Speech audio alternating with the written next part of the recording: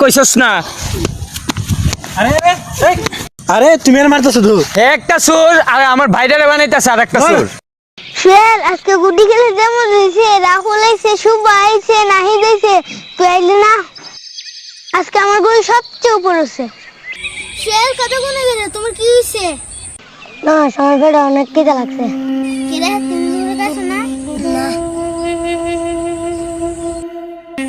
না সময় পেটে অনেক খিদে লাগছে। শেল যাইস না তুই কেন? তুই যেন আমি আইতেছি।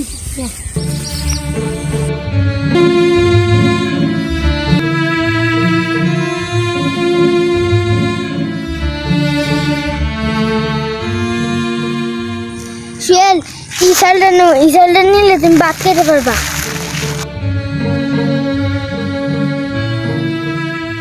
কি রে নুহাস, চাল কইতে আনছস? আমি শুনলে লেগে করতে কাঁদছি। কি রে শুনলা, তুই একটা সুর আমার বাইরের একটা সুর বানাইতেছস। হ্যাঁ আমি কইছি না তোরে চালান তো। কইছস না। আরে তুমি আর মারতেছো তো একটা সুর আর আমার ভাইটারে বানাইতেছে আর একটা সুর। আরে হ্যাঁ, আমার বাইরেরে ফামদা ঘর থেকে চাল আনাইছে। কারে এর দিয়া? হ্যাঁ এরে দিয়া। আচ্ছা আমি এর দিন গেলে কিতেছে নষ্ট কত কি হইছে? তুই এলো মরে কইছে।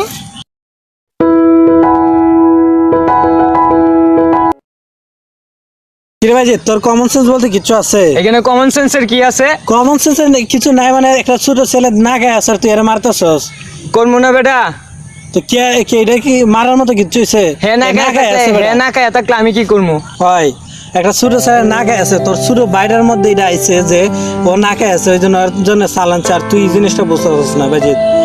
খুব তো দেখি তোরা যখন ইফতার বানাস তখন দেখস তোর আশেপাশে 4-5 বাড়ি লেলে তোর ইফতারের গন্ধে, কিন্তু এটা কোনদিন চিন্তা করছিস যে তোর আশেপাশের বাড়ির এরার কোনো সেরির কারণে টাকা আসেনি? এটা ইয়ে করিস না। খুব তো দেখি ভাই ফেসবুকে খুব স্ট্যাটাস দেয় যে গরিবদেরকে সাহায্য করুন। ফেসবুক ওয়ালে গেলে মনে হইব যে তোর মতন দানশীল আর দয়াবান মনে আর কেউ নাই। আচ্ছা ফেসবুকের কথা না বাজে দিলাম, তুই তো অনার্সে পড়স ভাই, কয়েকদিন পরে তুই বাংলাদেশের সবচেয়ে উচ্চ শিক্ষিত মানুষ হবি।